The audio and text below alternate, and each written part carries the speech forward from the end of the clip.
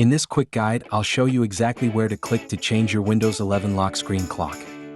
First, click the Start button on your taskbar, then click the gear icon for settings.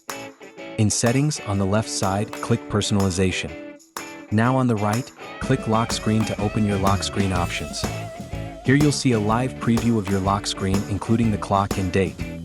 Next, we'll change the background and the clock's extra info to match your style. Under Personalize your lock screen, open the background drop-down and choose Picture, Slideshow, or Windows Spotlight.